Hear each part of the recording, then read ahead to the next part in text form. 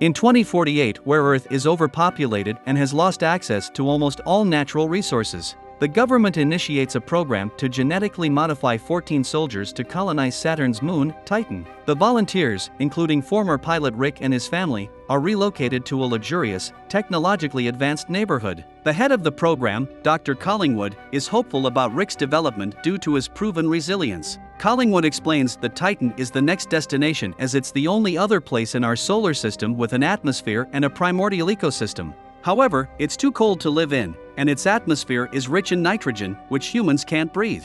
Therefore, the plan is to genetically modify humans to adapt to Titan's natural characteristics. Despite the risks and potential side effects, the volunteers agree to undergo the treatment for the sake of their children's future. The volunteers undergo various treatments and surgeries, including receiving 300 shots over several weeks. They experience side effects such as high fever, black veins appearing on their bodies, and loss of hair. Despite these challenges, they form a close-knit community, often gathering for dinner parties and barbecues.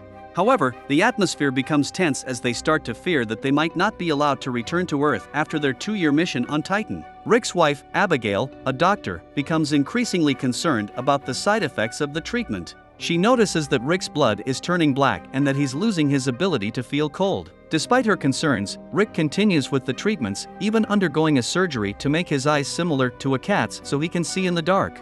The surgery is successful, but Rick has to keep his eyes bandaged for a while, and he experiences pain and bleeding. Abigail discovers that the volunteers are having their DNA infused with animal DNA to reach the next evolutionary step, which Collingwood has called Homo Titanians.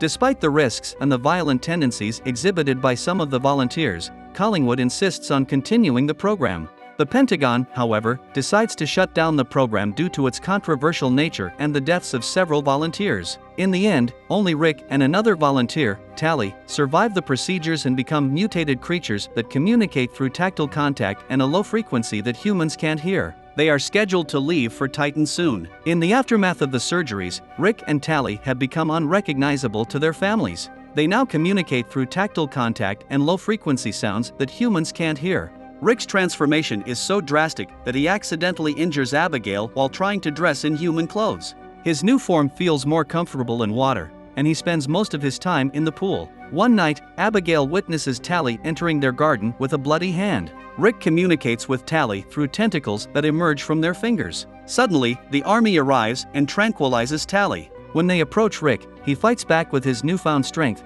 killing a soldier in the process. This prompts Rick to flee, and the army begins a manhunt for him. Abigail and her son, Lucas, are taken to the base for safety. However, Abigail manages to escape and finds Rick at a special spot they used to visit. She offers her hand to him, showing that she's not afraid, and they share a kiss. However, their reunion is cut short when army helicopters find them and knock them out. When Abigail wakes up, she's back at the base with Collingwood, who explains that they need to send Rick to Titan immediately. He gives Abigail a shot of quetiapine, a drug that will erase all of Rick's memories, and asks her to administer it to Rick. However, Abigail tricks Collingwood by injecting Rick with saline instead.